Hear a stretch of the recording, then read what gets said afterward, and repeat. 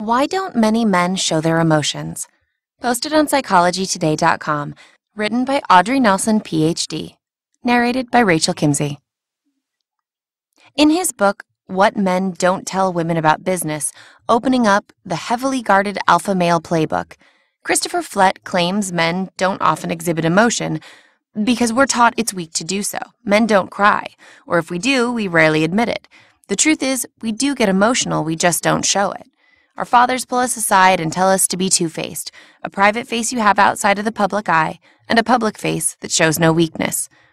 Does big boys don't cry and take it like a man sound familiar? One of the 10 commandments of masculinity is, thou shalt not feel.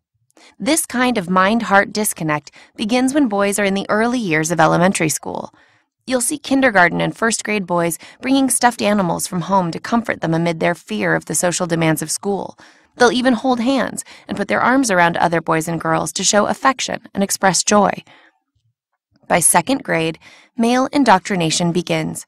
Boys are sissies if they show fear, pain, or, heaven forbid, the most taboo expression of all, crying. For girls, that shift never really happens.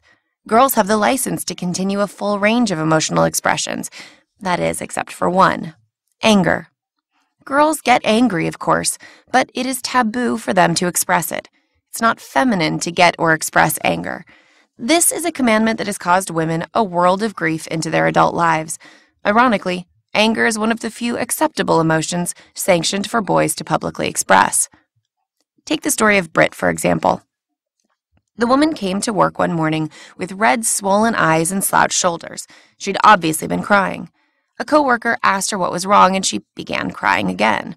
Her boyfriend hadn't returned her calls in a week, and she was supposed to fly across the country to visit him that weekend. Someone needs to invent a new word for how I'm feeling, she said between tears. It's like I'm sad, but I'm also mad. Maybe I'm smad. Her coworker stepped in. Are you sure you're not just plain mad? That's really horrible what he did. Britt's tears stopped and she swallowed hard. You know what? You're right. I am mad. I'm really, really freaking furious. I'm not sad at all, she said. I just didn't realize it. In my book, You Don't Say, I cite an example of display rules for boys. When her son Armand was 10 years old, she popped by his elementary school midday during recess to give him an antibiotic for his ear infection. He wasn't expecting her.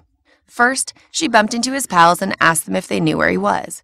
Right then, he walked around the corner and was surprised to see her, so surprised and happy, in fact, that he jumped up into her arms and wrapped his legs around her. Then Audrey noticed his friends' reactions.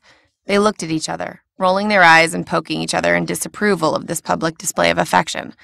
Gosh, Armand, said one of the boys, get a hold of yourself.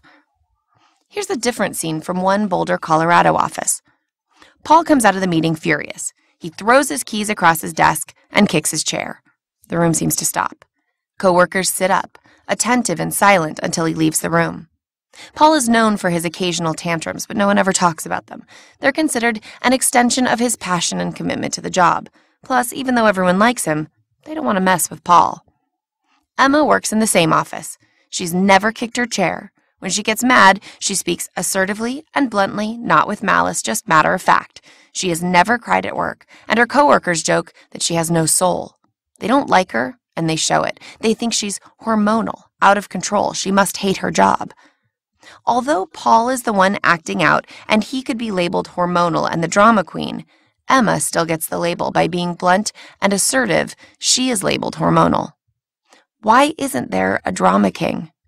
The sanctioned emotions for women and men to display operate with a double standard. What is okay for one isn't okay for the other.